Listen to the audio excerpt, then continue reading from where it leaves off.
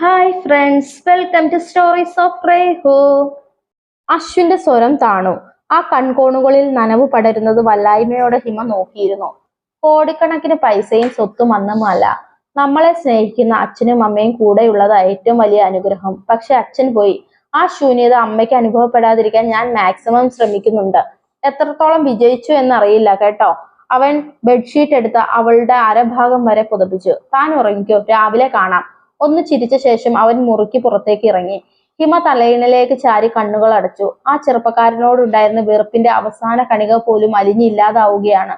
അവന്റെ പ്രായത്തിലുള്ള ഒരുപാട് പേരെ ജോലിക്കിടയിലും മറ്റുമായി പരിചയപ്പെട്ടിട്ടുണ്ട്. പക്ഷേ കേട്ടിരുന്നു പോകുന്ന നിഷ്കളങ്കമായ സംസാര ശൈലി അവനിൽ മാത്രമേ കണ്ടുള്ളൂ.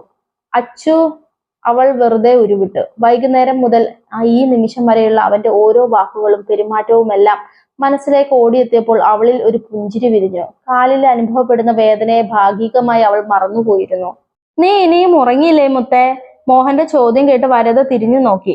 തുറന്നിട്ട ജനാലയ്ക്ക് അരികെ നിൽക്കുകയായിരുന്നു അവൾ. ഉറക്കം വരുന്നില്ല അച്ഛാ. മോഹൻ അവളുടെ കട്ടിലിൽ ഇരുന്നു. അടുത്തായി അവളും. പൊന്നുവിന് എന്തോ വയ്യായിക ഉള്ളതുപോലെ മനസ്സ് പറയുന്നു. നീ പിന്നെ വിളിച്ചില്ലേ? ഉവ്, ദിവ്യ പറഞ്ഞു അവൾ ഉറങ്ങിയെന്ന്. യാത്രാക്ഷീണം കൊണ്ടാകും. എന്നാലും ഒരു മെസ്സേജെങ്കിലും അയച്ചുകൂടായിരുന്നോ? പരിഭവത്തോടെയുള്ള അവളുടെ ചോദ്യം കേട്ട് മോഹൻ ചിരിച്ചു.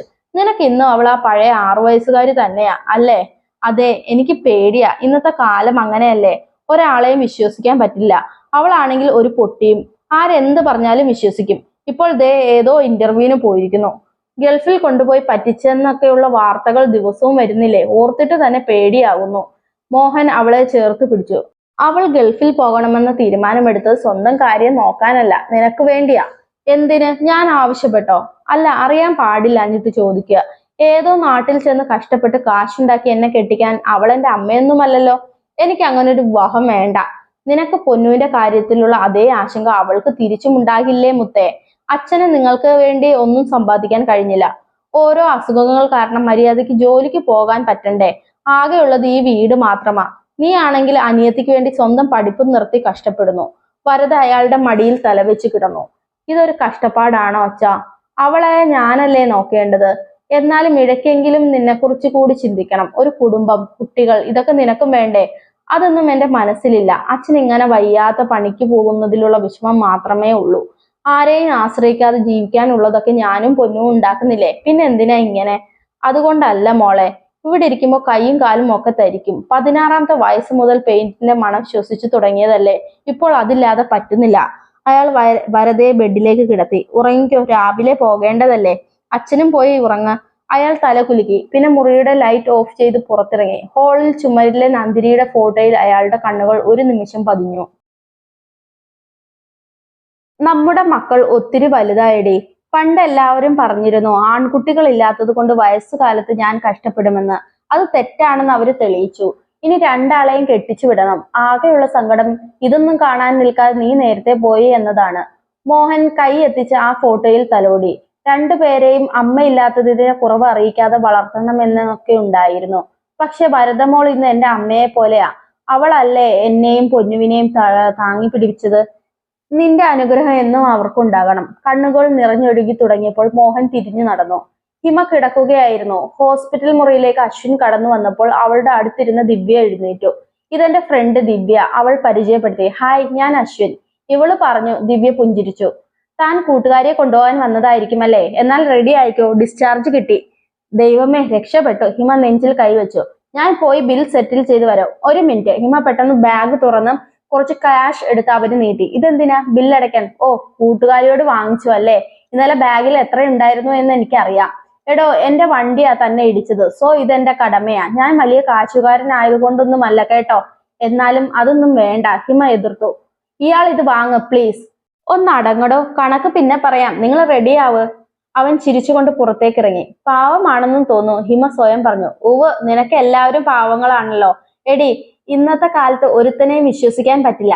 3 ആണുങ്ങളെ തേച്ച് നീ തന്നെ ഇത് പറയണം. വയ്യാതിരിക്കുമ്പോഴും നാവിന് കുഴപ്പമൊന്നുമില്ല അല്ലേ? ഡ്രസ് മാറിക്കേ, പെട്ടെന്ന് ഇറങ്ങാം. ദിവ്യ ഡോർ ലോക്ക് ചെയ്തു. പിന്നെ അവളുടെ ഡ്രസ് അഴിക്കാൻ സഹായിച്ചു.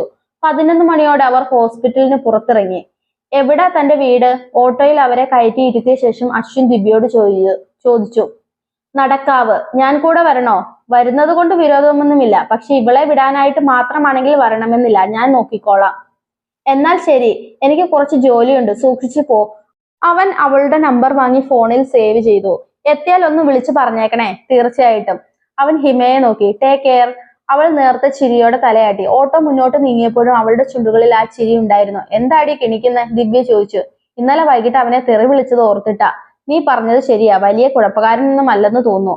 ആ അത് വിട്, നാളെ തന്നെ പാലക്കാട് പോണോ? നീ ഇവിടെ റെസ്റ്റ് എടുത്തോ, ഒരാഴ്ച കഴിഞ്ഞ് വന്നാൽ മതി. എനിക്ക് എന്തായാലും മറ്റന്നാൾ ഡ്യൂട്ടിക്ക് കയറണം. ഞാൻ വരുന്നു. നീ ഇല്ലാതെ ഇവിടെ നിന്നിട്ട് എന്തിനാ?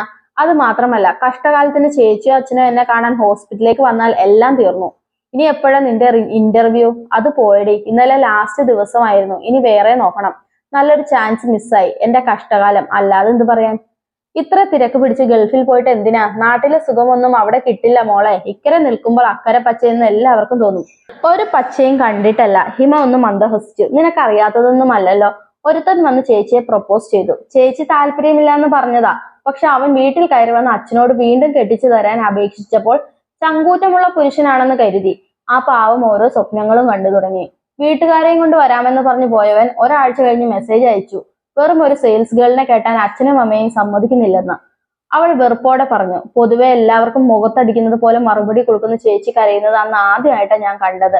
എന്നെ പഠിപ്പിക്കാനും എന്റെ കാര്യങ്ങൾ നോക്കാനും ആ ചേച്ചി പഠിത്തം നിർത്തി ജോലിക്ക് പോയി തുടങ്ങിയത്. ഒരു രാജകുമാരിയെ പോലെ എനിക്ക് എന്റെ ചേച്ചി വിവാഹം കഴിച്ചയക്കണം. അതിന് ഏത് നാട്ടിൽ പോയി കഷ്ടപ്പെടാനും ഞാൻ തയ്യാറാ. ദിവ്യ അവളുടെ തോളിലൂടെ കൈയിട്ടു. എല്ലാം നടക്കും, നീ ടെൻഷൻ അടിക്കണ്ട. ആ വിശ്വാസം എനിക്കുമുണ്ട്. അത്രയ്ക്ക് വലിയ പാപങ്ങളൊന്നും ഞാൻ ചെയ്തിട്ടില്ലാത്തത് കൊണ്ട് ദൈവം പ്രാർത്ഥന കേൾക്കും. അവൾ പുറകിലേക്ക് ചാരിയിരുന്നു. 2 ദിവസം കഴിഞ്ഞ് രാത്രി ഹോസ്റ്റൽ മുറിയിൽ കിടക്കാനുള്ള ഒരുക്കത്തിലായിരുന്നു ഹിമ. ദിവ്യ ഫോണും കൊണ്ട് അവളുടെ അരികിലെത്തി. ദേ അശ്വിൻ വിളിക്കുന്നുണ്ട്. ഞാൻ ഇവിടെ എത്തുന്നത് വരെ അവൻ സ്വൈര്യം തന്നിട്ടില്ല. നിന്റെ ഫോൺ റിപ്പയർ ചെയ്തല്ലോ, അതിൽ വിളിച്ചൂടെ? അതിന് എന്റെ നമ്പർ അവൻ അറിയില്ലല്ലോ. ആ അത് ശരിയാ, എന്തായാലും നീ സംസാരിക്ക്. അവൾ ഫോൺ വാങ്ങി ചെവിയിൽ വെച്ചു. ഹലോ ഹിമ, ഇപ്പോൾ എങ്ങനെയുണ്ട്? കാൽ നിലത്ത് ഊന്നുമ്പോ നല്ല വേദനയുണ്ട്, പക്ഷെ സാരമില്ല, നാളെ ഡ്യൂട്ടിക്ക് കയറണം. തന്റെ ബൈക്ക് റിപ്പയർ ചെയ്തോ? അതിന് കാര്യമായൊന്നും പറ്റിയില്ലടോ. താനിപ്പോ വീട്ടിലാണോ? അതെ. അമ്മയും കൊണ്ട് ഒന്ന് പുറത്തു പോകണം. പുള്ളിക്കാരി ചെറിയ പരിഭവത്തിലാ, അതൊന്നും തീർത്തു കൊടുക്കട്ടെ. എന്തിനാ പരിഭവം? അന്ന് കണ്ണൂര് പെണ്ണ് കാണാൻ പോയില്ലല്ലോ, അതിനുശേഷവും ഞാൻ ഒഴിഞ്ഞു മാറി. ഇപ്പോൾ മുഖവും വീർപ്പിച്ചിരിക്കുകയാ. തനിക്ക് പോയിക്കൂടെ? ഏയ്, ചെറിയ താല്പര്യമൊക്കെ ഉണ്ടായിരുന്നു, ഇപ്പോൾ അത് പൂർണ്ണമായി ഇല്ലാതായി. എന്തു പറ്റി? അത് അശ്വിൻ പരിങ്ങി. ഒന്നുമില്ല ഹിമ, സമയമായില്ല എന്നൊരു തോന്നൽ. അമ്മയെ വെറുതെ വിഷമിപ്പിക്കണ്ട, അതൊക്കെ ഇപ്പോൾ മാറും. ഒരു ഡ്രൈവിന് പോയി വന്നാൽ തീരാവുന്ന പ്രശ്നമേ ഉള്ളൂ. ശരി, എന്നാൽ ഞാൻ വെക്കട്ടെ. ഓക്കെ. എടോ, തന്റെ നമ്പർ തരാമോ? വിരോധമില്ലെങ്കിൽ. ദിവ്യയെ വിളിക്കുമ്പോ ആ കുട്ടി ഒരുമാതിരി പോലീസ് കുറ്റവാളികളെ ചോദ്യം ചെയ്യുന്ന പോലെ സംസാരിക്കുന്നേ. എന്തിനാ എന്റെ നമ്പർ? ചിരി കടിച്ചമർത്തി ഹിമ ചോദിച്ചു. അടുത്ത തവണ ബൈക്കും കൊണ്ട് എങ്ങോട്ടെങ്കിലും പോകുമ്പോ താൻ ആ ഭാഗത്ത് ഇല്ല എന്ന് ഉറപ്പിക്കാനാ. അയ്യടാ, ഫ്രഷ് ചളി. എന്തായാലും ഞാൻ നമ്പർ ഇതിൽ നിന്ന് അയച്ചേക്കാം. താനിപ്പോ അമ്മയും കൊണ്ട് പോകാൻ നോക്ക്. Good night. Good night. Line കട്ടായി. അവൻ എന്താ പറഞ്ഞേ? ദിവ്യ ആകാംക്ഷയോടെ ഹിമയെ നോക്കി. അവൾ തന്റെ നമ്പർ അശ്വിന് വാട്സപ്പ് ചെയ്ത ശേഷം ഫോൺ തിരിച്ചു നൽകി. ഹേയ് ചുമ്മാ, എനിക്ക് എങ്ങനെ ഉണ്ടെന്ന് അറിയാൻ വിളിച്ചതാ. അത് ഞാൻ വിശദമായി പറഞ്ഞു കൊടുത്തതാണല്ലോ. ഇത് അസുഖം വേറെയാ മോളെ. ഒന്ന് പോയേടി. അവൻ അത്തരക്കാരനൊന്നുമല്ല. 2 ദിവസം മുമ്പ് കണ്ടതല്ലേ ഉള്ളൂ. ഇത്രയധികം സമയമൊന്നും വേണ്ട. നിനക്ക് വേറെ പണിയൊന്നുമില്ലേ? നീ ഇങ്ങനെ സിംഗിളായി നടക്കുന്നത് കണ്ടിട്ട് എനിക്ക് സഹിക്കുന്നില്ല. ദിവ്യ ചിരിയോടെ ബെഡിൽ കയറി കിടന്നു. 5 മിനിറ്റിനുള്ളിൽ ഹിമയുടെ വാട്സപ്പിൽ മെസ്സേജ് എത്തി. ഇത് ഞാനാ, അശ്വിൻ. അതിന് റിപ്ലൈ കൊടുക്കണമോ വേണ്ടയോ എന്ന് ഹിമ ആലോചിച്ചു. ഒടുവിൽ ഓക്കെ എന്ന് മാത്രം അയച്ച് നെറ്റ് ഓഫ് ചെയ്ത് അവൾ ഫോൺ മാറ്റിവെച്ചു. കണ്ണടച്ചിട്ടും അശ്വിന്റെ മുഖം മനസ്സിൽ തെളിയുന്നു. അമ്മയോടുള്ള അവന്റെ സ്നേഹം നിറഞ്ഞ സംസാരം. ഹിമ അവന്റെ അമ്മയുടെ മുഖം ഓർത്തു. ആ സ്നേഹം അനുഭവിക്കാനുള്ള ഭാഗ്യം കിട്ടിയിട്ടില്ല. ചേച്ചിയാണ് ഒരു പരിധി വരെ അമ്മയുടെ ശൂന്യത നികത്തിയത്. പിന്നെ അച്ഛനും. അശ്വിനും അച്ഛനില്ല, അമ്മ മാത്രം. ചിലരുടെ അഭാവം മരണം വരെ അലട്ടിക്കൊണ്ടിരിക്കും.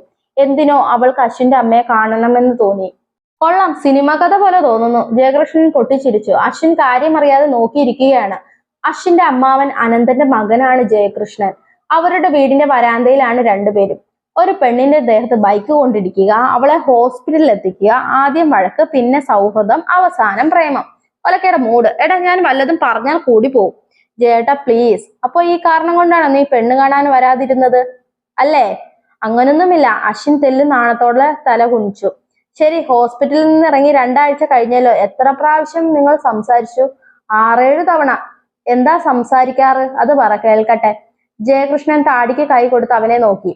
അവളുടെ വീട്ടുകാരെ കുറിച്ച്, ഗൾഫിൽ പോകേണ്ട കാര്യം, പിന്നെ ഹോസ്പിറ്റലിലെ കാര്യങ്ങൾ ദിവസവും അമ്മയെ ചോദിക്കും. അതായത് ആ പെൺകുട്ടി നിന്നെ നല്ലൊരു സുഹൃത്തായിട്ടാണ് കാണുന്നത്. എന്റെ പൊന്നു സഹോദര, ഞാൻ അവളെ നാളെ തന്നെ കെട്ടണം എന്നൊന്നും പറഞ്ഞില്ലല്ലോ. എന്നെയും എന്റെ ചുറ്റുപാടുകളും എല്ലാം അവൾ ഉൾക്കൊണ്ട ശേഷം ചോദിച്ചു നോക്കും വിവാഹം കഴിച്ചോട്ടെ എന്ന്. സമ്മതമാണെങ്കിൽ സന്തോഷം, അല്ലെങ്കിൽ ഇതുപോലെ ഹാപ്പിയായി മുന്നോട്ട് പോകണം. എടാ, നീ പറഞ്ഞതൊക്കെ വെച്ച് നോക്കുമ്പോ അവൾ ചേച്ചിയുടെ വിവാഹം നടത്താൻ കടൽ കടക്കും. ചിലപ്പോ 2-3 വർഷം അവിടെ ജോലി ചെയ്ത് എല്ലാം സെറ്റ് ആയ ശേഷം തിരിച്ചു വരും. അതുവരെ നീ പെണ്ണ് കെട്ടാതെ നിൽക്കുമോ? അത് പോട്ടെ, ലക്ഷ്യം നേടാൻ പൊരുതുന്ന ഒരു പെൺകുട്ടിക്ക് പ്രണയബാധ്യത തന്നെയാ. അവൾക്കും അതറിയാമായിരിക്കും. നിന്നോട് സമ്മതം മൂളുന്നു എന്നതിന് എന്താ ഉറപ്പ്? എന്റെ കൂടെ കെട്ടിപ്പിടിച്ച് ഫോട്ടോ എടുത്ത് ഇൻസ്റ്റയിലും ഫേസ്ബുക്കിലും ഇട്ട് കിട്ടുന്ന ലൈക്കുകൾ എണ്ണി പുളകിതരാവാനൊന്നുമല്ല ഏട്ടാ. അവളുടെ ലക്ഷ്യങ്ങൾ നേടാൻ കൂടെ നിൽക്കണമെന്നും അവൾ ജയിക്കുമ്പോൾ മതിമറന്ന് ആഘോഷിക്കണമെന്നും ഒരാഗ്രഹം. 2 ആഴ്ച കൊണ്ട് ഇങ്ങനെയൊക്കെ ആയോടാ? ജയകൃഷ്ണൻ അമ്പരന്നു. 2 ആഴ്ചയല്ല പിന്നെ.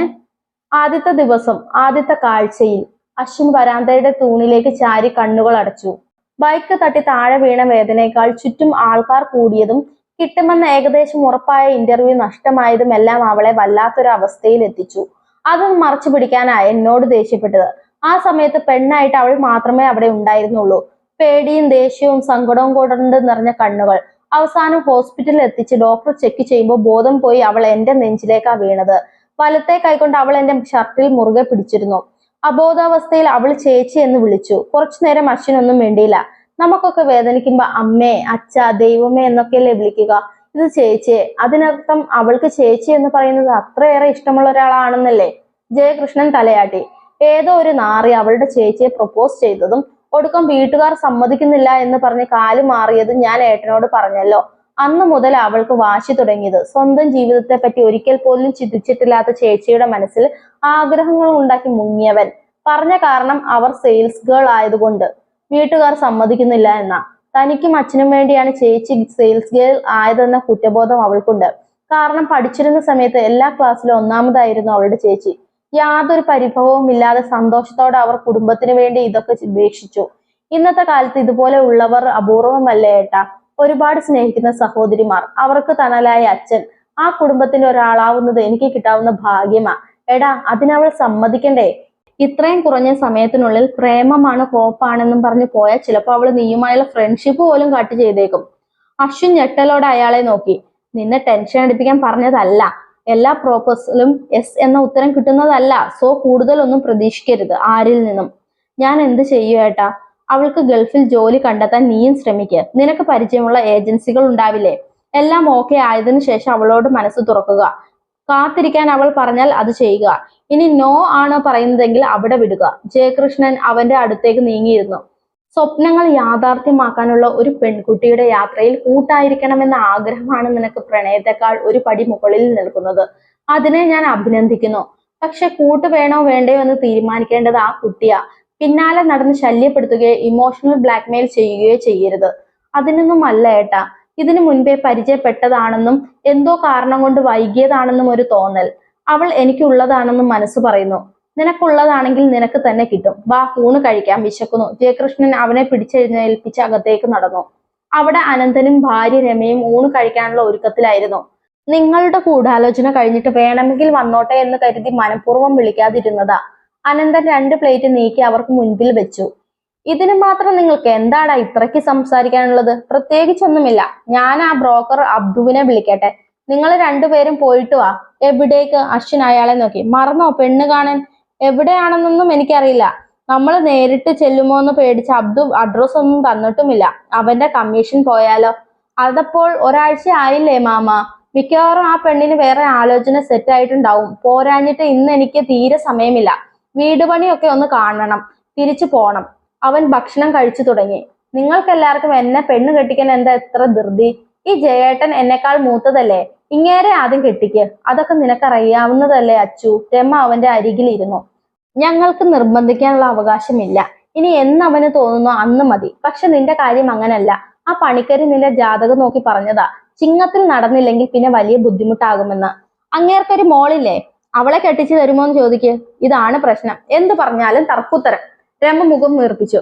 മാമി ദേഷ്യപ്പെടണ്ട. എന്റെ കാര്യത്തിൽ ഉടനെ തീരുമാനമാകും. നീ ആരെങ്കിലും കണ്ടുവച്ചിട്ടുണ്ടോ? ഉണ്ട്. ഉത്തരം പറഞ്ഞത് ജയകൃഷ്ണനാണ്. പക്ഷെ അത് കയ്യാലപ്പുറത്തെ തേങ്ങ പോലാണെന്ന് മാത്രം.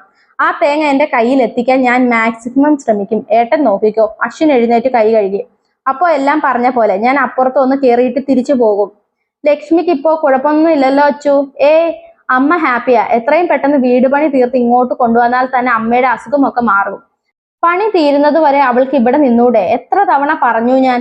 ഇതും അവളുടെ വീട് തന്നെ അല്ലേ? അങ്ങനല്ല മാമി. അച്ഛന്റെ കൂടെ ജീവിച്ച ആ വീട്ടിൽ നിന്ന് വരാൻ അമ്മയ്ക്ക് തീരെ ഇഷ്ടമല്ല. എനിക്ക് വേണ്ടി മാത്രം ഇങ്ങോട്ട് വരാൻ സമ്മതിച്ചത്. ഒറ്റയ്ക്ക് വിട്ടിട്ട് പുറത്തു പോയാൽ തിരിച്ചു വരുന്നത് വരെ എനിക്ക് മനസമാധാനം വേണ്ടേ? ഹോം നേഴ്സ് നോക്കുന്നതിനൊക്കെ ഒരു പരിധി ഉണ്ടല്ലോ. അവൻ തന്റെ ബാഗ് എടുത്തു. അപ്പൊ നിങ്ങൾ ഫുഡ് കഴിക്കും, ഞാൻ ഇറങ്ങുവാ. നിന്റെ സ്റ്റുഡിയോ ഇങ്ങോട്ട് മാറ്റാനുള്ള പരിപാടി എവിടം വരെയായി? കുറെ വർക്ക് പെൻഡിങ് ഉണ്ട്, അതൊക്കെ തീർക്കണം. അസിസ്റ്റന്റ് പയ്യൻ മിടുക്കനാ, അവൻ നോക്കിയും കണ്ടും ചെയ്തോളും. ഇവിടെ പറ്റിയൊരു റൂം നോക്കണം. നിക്കടാ, ഞാനും വരുന്നു. ജയകൃഷ്ണൻ എഴുന്നേറ്റ് കൈ കഴുകി. പിന്നെ അവന്റെ കൂടെ പുറത്തേക്ക് ഇറങ്ങി.